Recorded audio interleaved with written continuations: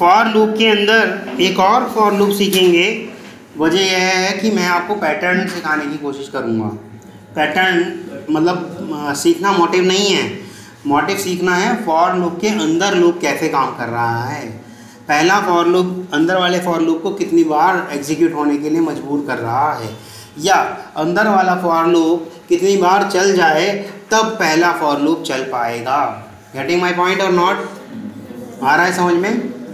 ठीक, इसको ऐसे मान के चलो कि एक बड़ा पहिया है मेरे पास, व्हील, जिसके चारों तरफ इस तरह से कट्स लगे हैं, ठीक है, गियर बोलते हैं उसको, उस टाइप का है ना। तो इस तरह का एक बड़ा व्हील है और एक छोटा व्हील है, ठीक। छोटा व्हील उस बड़े व्हील के गियर से फंस गया, ठीक। जब छोटा व्हील पूरा राउंड कर लेता है, इस बड़े व्हील के 1 2 3 4 5 6 कट जो हैं कवर हो जाते हैं, और कुल मिला के इस पूरे बड़े वाले व्हील के अंदर 30 हैं। कितने? 30 कट लगे हुए हैं। हेलो, हाँ रविंद्र बोलो। तो ये बात समझ में आ रही है? मतलब इस पूरे व्हील को एक राउंड लगाने के लिए इस छोटे व्हील को कितनी बार घूमना पड़ेगा? 6 राउंड लगाने पड़ेंगे कम से कम, नहीं 5 राउंड, 6 तो उसमें कट हैं, हाँ 5 राउंड लगाने पड़ेंगे कम से कम, तब जाके वो पूरा व्हील एक चक्कर लगाएगा। यानी कि इसका 1 राउंड और इसके 5 राउंड बराबर हैं। ये बात समझ में आ रही है? ऐसा ही लूप में थोड़ा सा कोरिलेट करके सिखाऊंगा आपको। डिस्प्ले चेंज कर दूँ? अच्छा, वर्क स्पेस ही चेंज कर दूँ? क्या रखूँ, यही?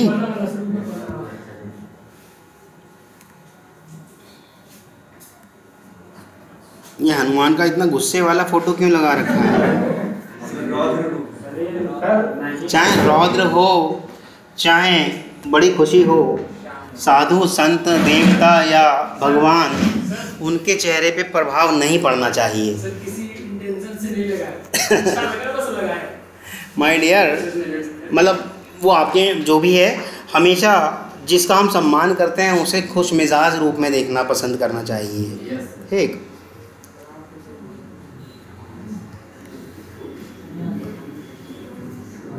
ये तो आपका, हम लोग किस में कर रहे थे? लूप्स में कर रहे थे हम। इसी में डाल दे रहा हूँ, पैटर्न नाम से क्लास बना रहा हूँ।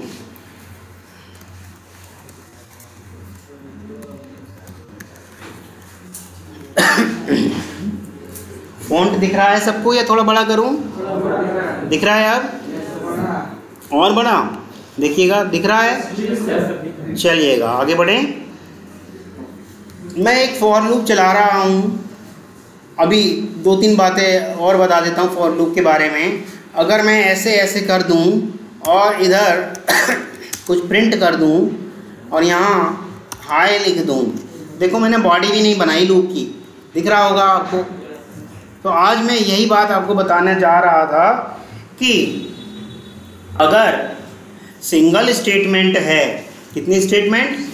सिंगल स्टेटमेंट है, तो फॉर लूप और इफ कंडीशन में बॉडी की कोई आवश्यकता नहीं। फॉर लूप और इफ कंडीशन में बॉडी की कोई आवश्यकता नहीं, ठीक है। यहाँ तक किसी को कोई इशू? बताइएगा। यहाँ मैं लिख दे रहा हूँ हेलो, परंतु यही काम अगर मैं वाइल के साथ कर रहा हूँ तो ये एरर दे रहा है। इसे चाहिए ही चाहिए बॉडी, वाइल लूप को बॉडी चाहिए ही चाहिए। क्यों भाई? अच्छा, पहले ही हमने बना दिया था क्या? नहीं यार, अभी भी है। ये इसका हो गया, ये मेन का हो गया और ये क्लास का हो गया। अब एक्स्ट्रा कौन सा हुआ? चलो वाइल के अंदर ट्रू, तो यार कोई दिक्कत होनी नहीं चाहिए इससे। चलो 1 = 1 कर दे रहे हैं। अब भी कह रहा है फॉर लूप की बॉडी तो लगाएं या ना लगाएं, क्योंकि सिंगल स्टेटमेंट है ना माय डियर। देखो सिंगल, ओके क्यों आ रही है एरर, मैं समझ गया। अभी बताऊंगा, उसी के बारे में बात करेंगे। पहले फॉर लूप को कमेंट कर दूं, पहले वो वाइल वाला बता देता हूँ, ठीक है। वाइल ट्रू, और यहाँ ये system dot out dot println में हमने इस तरह से कुछ डाल दिया। तो वाइल लूप के लिए नहीं, डू वाइल लूप के लिए है फिर आई थिंक, ठीक है। वाइल लूप के लिए भी सिंगल स्टेटमेंट में there is no need of body. और सेम अगर हम डू वाइल के लिए करें, सेम अगर हम डू और यहाँ मैं लिख देता हूँ system dot out dot println और यहाँ मैं लिख देता हूँ वाइल। वाइल में डाल देता हूँ कुछ कंडीशन, ट्रू ही डाल देते हैं, ठीक, और सेमीकोलन। ले रहा है, लेना नहीं चाहिए था। चलो, मतलब ऐसा मानो कि लूप्स में 1 मिनट फॉर ईच और कर लेते हैं, क्योंकि फिर अगर लूप्स कह दूंगा तो फिर सारे कवर हो जाएंगे ना। एक बार फॉर ईच और कर लेते हैं। Int x is equal to new int, बस इतना बहुत है, for x comma and y, और यहाँ हो गया y. Mean to say that there is no need. ये फॉर ईच लूप है, ये आपको अभी नहीं सिखा रहा, ये तो सिर्फ मैं चेक करने के लिए करना चाहता था, ताकि आप ये चीज़ तो सीख ही लें, चाहे मैं फॉर की बात करूँ, चाहे वाइल की, चाहे डू वाइल की, या फिर फॉर ईच की। तो अगर सिंगल स्टेटमेंट है तो there is no need to put body. Body लगाओ या मत लगाओ कोई फ़र्क नहीं पड़ता, बॉडी लगाओ या ना लगाओ कोई फ़र्क नहीं पड़ता, ठीक है। यहाँ तक किसी को कोई इशू? अच्छा, वाइल लूप अगर मैं ऐसे चला दे रहा हूँ और यहाँ system dot out dot println लिख दे रहा हूँ, यहाँ पर हाई लिख दे रहा हूँ और वाइल लूप में कुछ नहीं डाल रहा, तो क्या कोई इशू हो रहा है? इशू तो वाइल लूप में कंडीशन उसको चाहिए ही चाहिए। अच्छा, अब इसको हटा देते हैं, मतलब इसमें इन्होंने डिफ़ॉल्ट नहीं दी, इसको हटा के एक बार डू में चेक कर लेते हैं। Do system dot out dot println और यहाँ पर वाइल लगाया और यहाँ भी मैं नहीं डाल रहा कुछ और इस तरह से रख दिया, तो क्या कोई इशू हो रहा है? बॉडी लगा के देख लेते हैं, क्या कोई इशू हो रहा है? यानी कि इसको भी कंडीशन चाहिए ही चाहिए, परंतु यही काम अगर मैं करता हूँ किसके साथ? फॉर के साथ। तो फॉर के साथ there is no restriction for condition, there is no restriction for condition. देखो, कंडीशन के लिए कोई उन्होंने रिस्ट्रिक्शन नहीं दी। तो फॉर्मेट ही चेंज कर दोगे आप, तो मैं तो कंडीशन की बात कर रहा हूँ माय डियर। सेमीकोलन अगर हटा दोगे तो फॉर लूप 3 पार्ट में बटा होता है, वो कहेगा कि भैया इसका और पार्ट कहाँ गया, है ना। वो फॉर लूप का सिंटेक्स गलत मानेगा। हालांकि उसने खुद कहा था इनिशियलाइजेशन पार्ट में आप कोई वैलिड स्टेटमेंट डाल दो, तो ब्लैंक छोड़ रहे हैं हम, तो ब्लैंक भी तो एक वैलिड स्टेटमेंट है, लेकिन इसकी जगह मैं डॉट डाल दूँ तो ये इनवैलिड स्टेटमेंट है। कुछ भी अगर लिख दूँ वो इनवैलिड स्टेटमेंट हो जाएगी।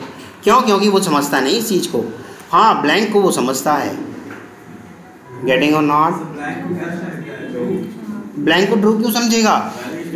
कंडीशन जहाँ पर होगी उस जगह ट्रू समझेगा। यहाँ ट्रू से कोई मतलब नहीं, इंक्रीमेंट वाले पार्ट में भी ट्रू से कोई मतलब नहीं, वैलिड स्टेटमेंट मानेगा, ठीक। जहाँ कंडीशन वाला पार्ट है अगर मैं वहाँ कुछ ना दूँ तो फॉर लूप में उन्होंने डिफ़ॉल्ट क्या डाला है? ट्रू। अच्छा, जो पहली बारी में हमारे पास एरर आ रही थी वो क्यों आ रही थी वो भी बता देता हूँ। अभी वाइल मैंने यहाँ डाला, ट्रू कर दिया था और यहाँ system dot out dot println कर दिया था, तो वो कह देगा कि जब ये हमेशा ही ट्रू रहने वाला है और मैं इसी स्टेटमेंट को प्रिंट करता रहूँगा, मुझे कभी मौका ही नहीं मिलेगा इसके पास जाने का। देखो क्या कह रहा है, अनरीचेबल कोड कह रहा है ना, कह रहा है मैं इस कोड के पास कभी पहुँच ही नहीं पाऊँगा, क्योंकि बाय डिफ़ॉल्ट उसने खुद को क्या मान रखा है? हाँ, ट्रू। ठीक है, आ रहा है समझ में? अच्छा, अगर अब रन कर दिया जाए तो क्या आउटपुट आएगा? हाय आएगा या हाय कई बार आएगा? हाय अनगिनत टाइम आता रहेगा। हाँ, बिल्कुल बिल्कुल बिल्कुल, बहुत सही बहुत सही। अगर यहाँ मैंने इंट एक्स कर दिया और इज इक्वल टू 0 कर दिया और यहाँ पे x को प्लस प्लस कर दिया, अब कितनी बार प्रिंट करेगा? ऐसा करने से भी उसे कोई फ़र्क नहीं पड़ा क्योंकि कंडीशन तो दी ही नहीं। कंडीशन तो अभी भी हमेशा क्या है? बाय डिफ़ॉल्ट ट्रू है। ठीक है, यहाँ तक किसी को कोई इशू? अच्छा, एक काम करते हैं, यहाँ पर int x is equal to 5 कर देते हैं और y इज इक्वल टू 4 कर देते हैं। ये तो ठीक है। अगर मैं कह दूं x is greater than y तो अनंत बार करता रहेगा। क्यों? क्योंकि कभी इनमें कुछ चेंज नहीं हो रहा, परंतु ये कंडीशन हमेशा ट्रू पा रहा है, इस वजह से वो मतलब प्रिंट करता ही रहेगा। पर एक कमाल की बात देखो, अगर मैंने इससे पहले फाइनल लिख दिया तो क्या हो जाएगा? Final int x is equal to 4 व 5 और y इज इक्वल टू 4। अगर मैंने ऐसा कर दिया तो रन करके देखें एक बार, चलिएगा। ये मैंने रन करा और ये अनंत टाइम, क्योंकि एक बार दिखा भी देते हैं आपको आउटपुट भैया क्या है। यहाँ तक किसी को कोई इशू किसी भी तरह का? सर वो फाइनल क्यों लगा, ये बहुत बड़ा इशू है। फाइनल क्यों लगा, ये बहुत बड़ा इशू है। फाइनल वेरिएबल अभी मैं आपको समझा देता हूँ थोड़ा सा, लेकिन जब कभी फाइनल पे आएंगे तब अच्छे से समझाऊंगा। फाइनल मतलब जिसकी वैल्यू को कभी चेंज नहीं किया जा सकता। फाइनल लगा के कांस्टेंट बना देते हैं क्या? हाँ, फाइनल लगा के कांस्टेंट कर दिया जाता है उस वेरिएबल को। जैसा कि मान लो नितिन और मेरे बीच एक सौदा हो गया कि नितिन आज से तुम मेरे यहाँ काम करोगे और 50,000 रुपया महीना लेते जाओगे। ना तो मैं अपनी ज़ुबान से बदलूंगा और ना आप अपनी ज़ुबान से बदलोगे। एक मान लो ऐसा। परंतु दिवाली आ गई, मैंने सोचा यार नितिन को 50,000 रुपये महीना देना बहुत भारी पड़ जा रहा है। एक दिवाली आ गई, मैंने नितिन से कहा नितिन भाई एक काम करते हैं, दिवाली आ गई, बड़ा खुशी का मौका है, इस बार मैं 50 नहीं 70,000 देना चाहता हूँ। नितिन मान गए, नितिन उस नियम को तोड़ गए। अगले महीने में यही उसे क्या मालूम था मेरी प्लानिंग क्या है। अगले महीने में यही कहने वाला हूँ नितिन इस बार कंपनी को बड़ा नुकसान हो गया, 10,000 ही दे पाऊंगा। अब नितिन मुझे मेरी कस्में और वादे याद दिलाने लगेंगे। आपने तो फाइनल तय करा था ना, तो मैं कहूँगा कि भाई फाइनल तो तब भी था, तुमने चेंज क्यों किया? तो फाइनल कभी चेंज नहीं हो सकता। गेटिंग माई पॉइंट और नॉट? आ रहा समझ में? चलिएगा, अब पैटर्न वाली बात कर लेते हैं थोड़ी सी। ठीक, ये ज़रूरत नहीं है इन सब की, सिर्फ फॉर लूप चला रहे हैं अभी हम। फॉर लूप चलाया, यहाँ डाल दे रहे हैं int i is equal to, आप किसी से भी चालू कर दो, 0 से चालू कर दो, 1 से चालू कर दो, आपकी मर्जी है। ठीक, i इज़ लेस देन और इक्वल टू, 1 से चालू कर दे रहा हूँ। i इज़ लेस, क्योंकि इक्वल लगा रहा हूँ तो इसलिए 1 से कर रहा हूँ। लेस देन और इक्वल टू 5, या 5 की जगह मैं डाल देता हूँ यहाँ साइज़। ठीक है, और यहाँ साइज़ में यहाँ डाल देता हूँ int size is equal to 5। तो अब आपको मालूम है 5 बार चलेगा। मैंने वहाँ 5 ना डाल के यहाँ डाल दिया ताकि मैं अंदर छेड़छाड़ ना करूँ, ऊपर ही छेड़ दूँ। ठीक है, i प्लस प्लस ये करा मैंने। यहाँ तक किसी को कोई इशू किसी भी तरह का? ये बॉडी बना दी, इसी के अंदर एक और फॉर लूप बना दिया, int j is equal to 1। Clear है? j इज लेस देन और इक्वल टू i, यानी कि j कब तक चले? i तक चले, i की जो भी वैल्यू रही होगी j प्लस प्लस, और फिर ये बॉडी बना दी, system dot out dot print ln कर दिया, और यहाँ मैंने एक स्टार प्रिंट कर दिया। क्लियर है?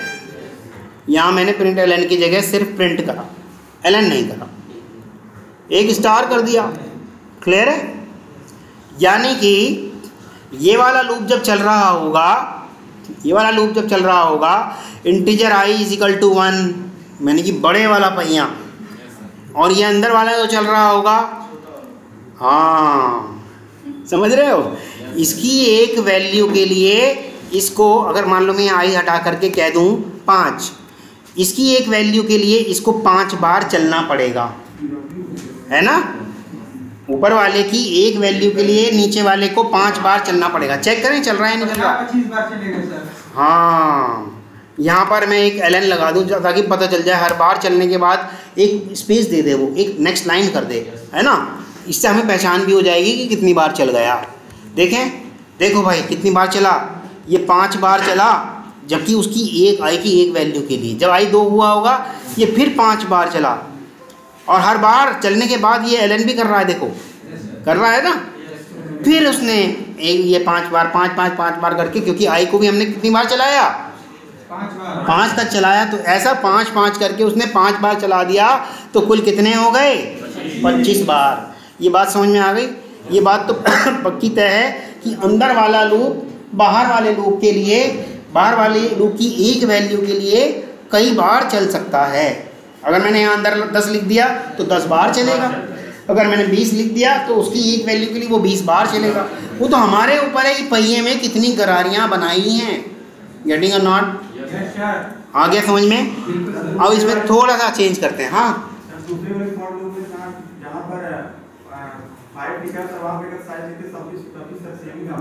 हाँ, कुछ भी कोई फ़र्क नहीं पड़ा, ठीक है। परंतु अब मैं यहाँ पे 5 की जगह आई कर दे रहा हूँ। 5 की जगह क्या कर दिया मैंने, यानी कि पहली बारी में जो अंदर वाला लूप है कितनी बार चलना चाहिए, कितनी बार, 1 बार। Very good. और एक बार जब ये चल चुका होगा तो ये आके इसने नेक्स्ट लाइन कर दिया होगा, यानी कि एक बार चला होगा तो एक ही स्टार प्रिंट करा होगा, है ना, और नेक्स्ट लाइन पे आ गया होगा। फिर आई के पास गया होगा, आई की वैल्यू को क्या कर दिया होगा, यहाँ पर 2 कर दिया होगा, तो ये अब 2 बार चलेगा। आई कितनी बार प्रिंट कर देगा, 2 बार। और 2 बार प्रिंट करने के बाद फिर से क्या कर देगा, एक नेक्स्ट लाइन में आ जाएगा। फिर आई के पास आया, आई को क्या कर दिया होगा, 3 कर दिया होगा। और अंदर वाला लूप कितनी बार चलेगा, फिर आई तक चलेगा, और आई कितनी है, 3, यानी कि 3 बार सितारे स्टार प्रिंट करेगा वो, और फिर नेक्स्ट लाइन पे पहुंच जाएगा। तो ऐसा बोलने में तो अच्छा नहीं लग रहा, लेकिन देखने में शायद थोड़ा अच्छा सा लग जाए। पहली बारी में 1, दूसरी बारी में 2, तीसरी बारी में 3, चौथी बारी में 4, और 5वीं बारी में 5 बार चला अंदर वाला लूप। हाँ, तो वो हर स्टार प्रिंट करने के बाद नेक्स्ट लाइन में चल जाएगा। ऐसा पैटर्न कभी दिखेगा ही नहीं, ऐसा पैटर्न नहीं दिखेगा। चाहो तो करके देख लो हाथ के हाथ, ये लीजिएगा। वो तो हमने प्रिंट करने के बाद करा, ये तो ऐसा कर देगा। देखो 1 स्टार प्रिंट करा, नहीं सर ये नहीं, तो ln कर दोगे तब भी वो हर स्टार प्रिंट करने के बाद, भाई बात तो एक ही है, चाहे वहाँ अलग से करवाऊँ चाहे इसी में करा दूँ, बात तो एक ही है। अब भी वो ऐसे ही करेगा, हर बार स्टार प्रिंट करते ही कर्सर को नेक्स्ट लाइन पे ले जाएगा, प्रिंट करते ही कर्सर को नेक्स्ट लाइन पे ले जाएगा। लेकिन हम ऐसा नहीं चाहते, हम कुछ डिज़ाइन बनाना चाह रहे थे, इसीलिए हमने चालाकी से वो ln को यहाँ रख दिया कि स्टार प्रिंट करने का जैसे ही काम ख़त्म हो आप नेक्स्ट लाइन में चले जाओ। तो इसीलिए ये पैटर्न कैसा दिखने लगा हमें, ऐसा दिखने लगा। पिरामिड नहीं हुआ, इसे हाफ पिरामिड कह सकते हो। पिरामिड तो मैं बनाने को दूंगा आपको, वो तो होमवर्क है। आसान काम मैं अपने लिए रखता हूँ, ठीक है। चलिएगा, यहाँ तक समझ में आया। अब एक बार इसको चला के देख लेते हैं, मतलब डिबगिंग करके देख लेते हैं कैसे कैसे चल रहा है। मैं यहाँ पर ब्रेक पॉइंट लगा दिया, तो पता है ना कैसे लगता है, डबल क्लिक कर देते हैं उसी लाइन पे, है ना। और ये जो मकड़ी से ऐसा बना हुआ कुछ दिख रहा होगा, इसी को बोलते हैं हम सॉरी डिबगिंग। ये करा मैंने, लूप मेरा यहाँ आकर के रुक जाएगा डिबगिंग पॉइंट पे, ब्रेक पॉइंट पे रुक गया। अब F6 नामक एक की होती है, या तो उसे दबा दबा के करते रहो, या फिर ये देखो एक निशान दिख रहा है, मैंने उस दिन भी दिखाया था आपको, इस पर क्लिक करते रहो, ये चल देगा। अच्छा, अभी के टाइम में देखें साइज़ कितना है, 5। आई कितना है, आई तो भैया अभी है ही नहीं, कुछ अंदर आया ही नहीं, लूप पे आकर रुक गया, अभी अंदर नहीं आया। अभी मैं इसको F6 दबाने वाला हूँ, या फिर यही दबा देता हूँ, दोनों में से कुछ भी कर सकते हैं। करा तो अंदर आ गया। देखें आई कितना है, आई 1 है। क्या आई यानी कि 1 इस साइज से छोटा है या उसके बराबर है, अंदर आ गया। अभी जे करा नहीं उसने कुछ भी, अभी एग्जीक्यूट करेगा। जे जैसे ही उसने एग्जीक्यूट करा, क्या कर दिया, जे कितना हो गया 1। जे यानी कि 1 इस 1 से छोटा या 1 के बराबर है, बराबर तो है, छोटा भले ही ना हो लेकिन बराबर तो अंदर, इसलिए उसने आने दिया। और अंदर आते ही हमने क्या कहा, स्टार प्रिंट कर दे, तो वो स्टार प्रिंट कर देगा, कर दिया। और नेक्स्ट लाइन, कर्सर देखो नेक्स्ट लाइन पे आ गया। मैं यहाँ दिखा देता हूँ आपको, मेरा कर्सर नहीं आया नेक्स्ट लाइन पे भैया, नहीं आया। अभी लूप फेल होगा पहले, अभी लूप फेल होगा पहले।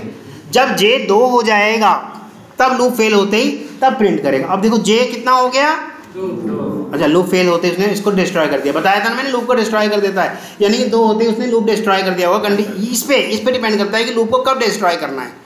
जैसे ही वो 2 हुआ होगा, 2 कभी भी आई यानी कि 1 से छोटा या उसके बराबर होता ही नहीं, कंडीशन फेल, लूप ब्रेक। अब जैसे ही लूप ब्रेक हुआ, देखो अभी मेरा कर्सर कहाँ है, दिख रहा है आपको, इससे आगे आ ही नहीं पा रहा, मैं कितनी भी कोशिश कर रहा हूँ नहीं आ रहा। जैसे ही एलन कर देंगे तो मेरा कर्सर देखो कहाँ पहुँच जाएगा।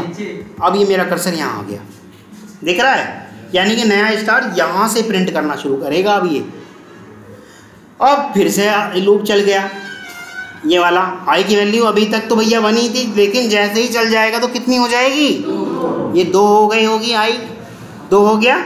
अब ये 2 साइज यानी कि 5 से छोटा है, अंदर आने देगा। अंदर आते ही अभी जे की वैल्यू कुछ नहीं है क्योंकि पुराना लूप टूट चुका, ख़त्म हो चुका वो, तो इसका मतलब जे की वैल्यू शुरू से करेगा स्टार्ट, कहाँ से 1 से। जे को कर दिया क्या उसने 1, क्या ये जे इस आई यानी कि 2 से छोटा है या बराबर है, तो स्टार प्रिंट करा, फिर कंडीशन पे आया, फिर जे की वैल्यू बढ़ाया और जे की वैल्यू इस टाइम 2 कर दी, चेक करा क्या ये 2 से छोटा या 2 के बराबर है, तो कर्सर यहीं पर ही अभी यहाँ नहीं आया, तो एक और सितारा प्रिंट कर दिया। अब जे 3 कर दिया, 3 करते ये वाला लूप डिस्ट्रॉय हो गया और प्रिंट लाइन पे आ गया, कर्सर नेक्स्ट लाइन पे आ गया हमारा, देखो ठीक।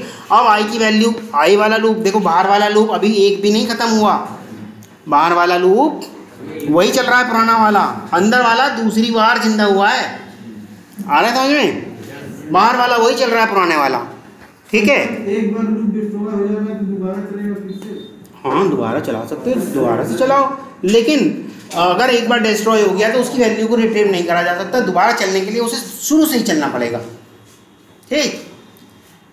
आगे बढ़े, बस इसी तरह से इसने 1 स्टार 2 स्टार और ये 3 स्टार प्रिंट करा और नेक्स्ट लाइन पे पहुंच जाएगा जैसे ही एलन करेगा। नेक्स्ट लाइन पे आ गया, फिर आई की वैल्यू अजय, फिर आई की वैल्यू बढ़ी, ठीक, तो फिर 1 स्टार 2 स्टार 3 स्टार और 4 स्टार और फिर प्रिंट एलन करते ही नेक्स्ट लाइन पे आ गया, दिख रहा है आपको। फिर से आई की वैल्यू कितनी हो गई होगी, अब से आई की वैल्यू कितनी हो गई होगी 5 5 के बराबर या उसके छोटा तो नहीं होता, बराबर तो होता है, अंदर आएगा, आते ही फिर 5 सितारे प्रिंट कर देगा, 4 और ये 5 और ये नेक्स्ट लाइन पे आ गया, ठीक।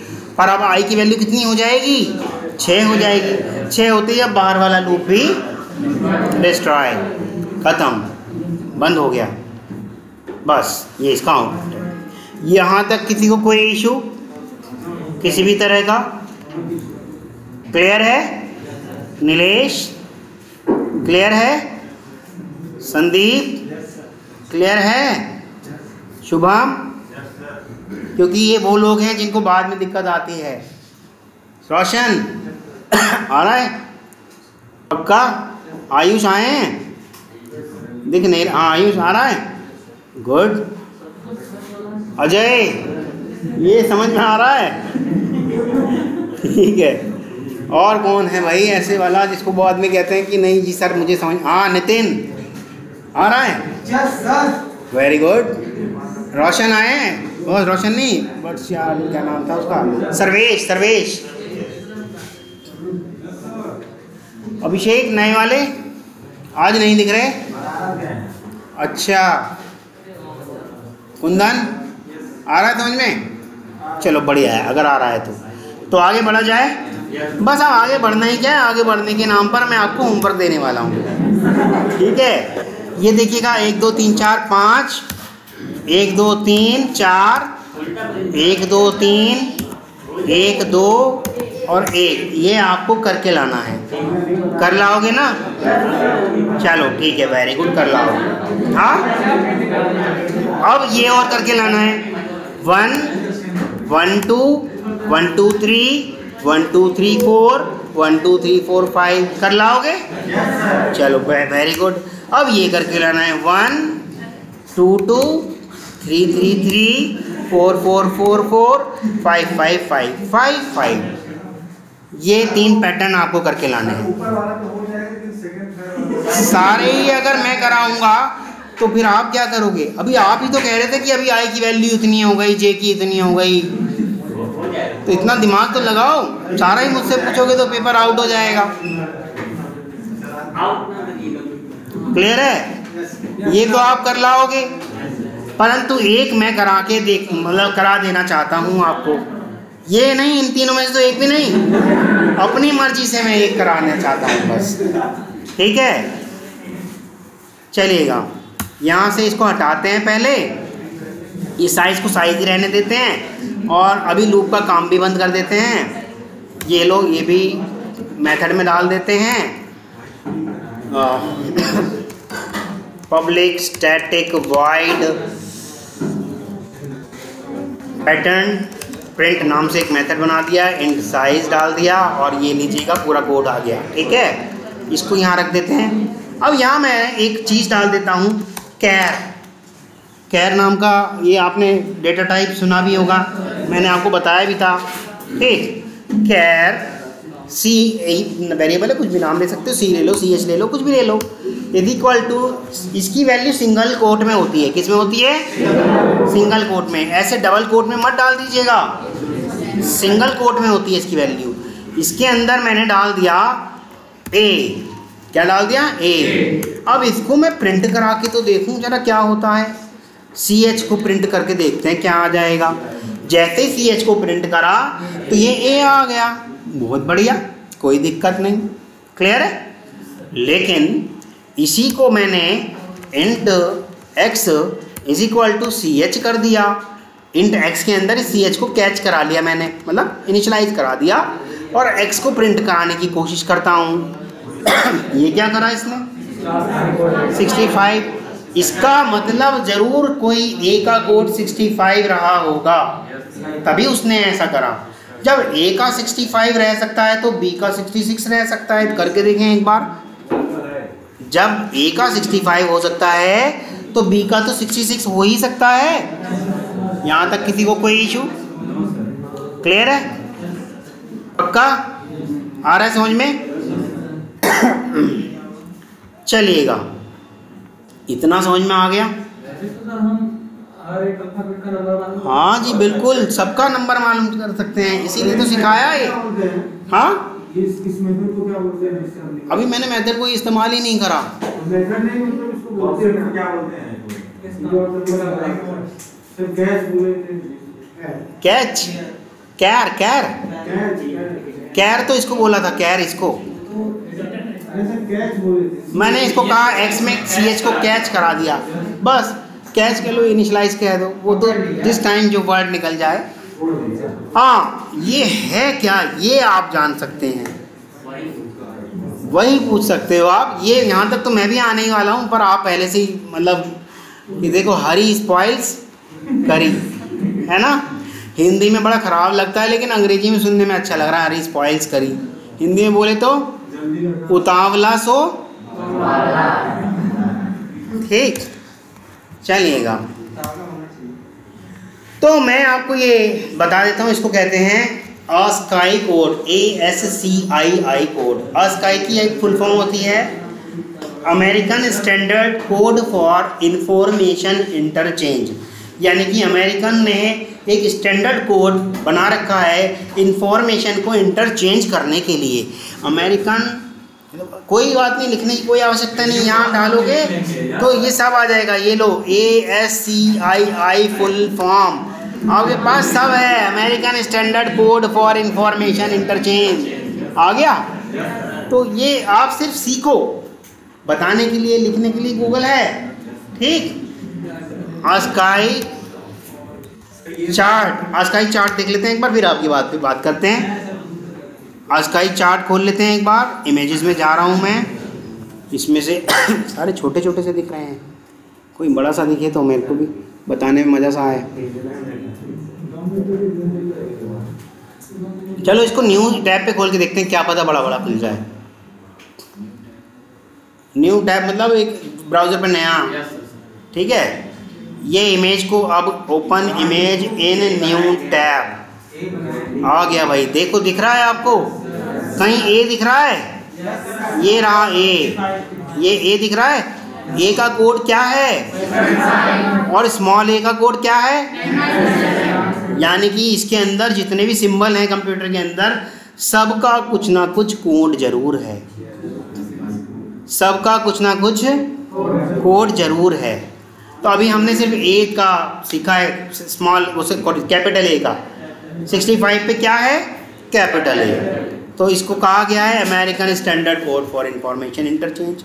यहाँ तक किसी को कोई इशू क्लियर है। ये फॉर लूप एक बार मैं यहाँ से कॉपी कर लेता हूँ, यहाँ पेस्ट कर देता हूँ, और ये सारी बातें भी हटा देते हैं। अब इन सब बातों का कोई मतलब नहीं। हाँ कर लेना यार, रिकॉर्डिंग हो गई, अपने आप कर लेना। यहाँ कर देता हूँ मैं कैर i इज इक्वल टू 65, यानी कि मैं जानबूझ के a से स्टार्ट करना चाहता हूँ, ठीक, क्लियर है। और i इज लेस देन 65 और 5 कितना होता है, 70, ठीक। यहाँ पर j को भी कर लेते हैं, कैर j इज इक्वल टू, इसे भी कह देते हैं भैया 65 से ही स्टार्ट हो, और j इज लेस देन और इक्वल टू i यानी कि 65। सब चीज़ वैसी रखी, बस 65 से स्टार्ट कर दिया, क्लियर है। j को यहाँ पे प्रिंट कराने की कोशिश कर दी, j को यहाँ पर प्रिंट कराने की कोशिश करी। तो अगर हम जब रन करेंगे इसको, तो आप देखते हैं तो ये क्या पाएंगे आप, a b c d। हाँ कोई बात नहीं, इतना आ गया आपको। अब एक होमवर्क ले लीजिएगा, ये आप करके लाएंगे a b c d और e। बस इतना होमवर्क आपके लिए रहेगा। हाँ तो ये आप करके लाएंगे भाई। यहाँ तक किसी को कोई इशू? हेलो चाहिए, डाउट पूछिए। आ गए कोड पे?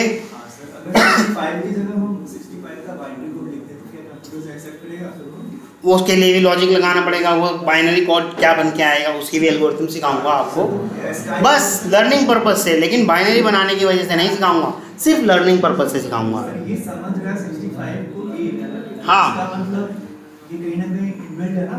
हाँ देखो ना आप, ये जो ASCII कोड है ये 65 है, और ये 60, मेरी बात पूरी होने दो, ये 65 किस में है, इंट में है ना।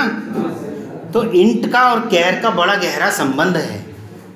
कोई भी नंबर वो 60 इंट में पाएगा और उसे कैर में इनिशियलाइज करा दिया, तो वो कोशिश करेगा कि इस नंबर पे, यानी कि इस इंटीजर नंबर पे मेरा कोई सिंबल तो नहीं पड़ा। मान लो यहाँ 65 की जगह मैं डाल देता हूँ 30, तो कुछ ना कुछ 30 पर सिंबल पड़ा जरूर होगा, और यहाँ कर देता हूँ 34, ठीक, और इसे भी कर देता हूँ 30। तो यानी 30 पे जो भी सिंबल पड़ा होगा वो उसे लाएगा। कुछ ब्लैंक पड़े थे, मतलब कुछ ना कुछ पड़े थे, कुछ ब्लैंक पड़े थे और कुछ ऐसे सिंबल पड़े थे, ठीक, तो वो उनको ले आया। बाइनरी कोड भी किसी कैरेक्टर को डिफाइन करता है, परंतु वो मशीन के द्वारा समझी जा सकने वाली भाषा है, और ASCII कोड ह्यूमन, इंसानों के द्वारा समझी जा सकने वाली भाषा है, ठीक। और कुछ? हाँ, ये हमने अपने समझने के लिए वो कोड रखा है। अगर हम इसे भी 01 में कर देते तो बड़ा मुश्किल हो जाता काम करना।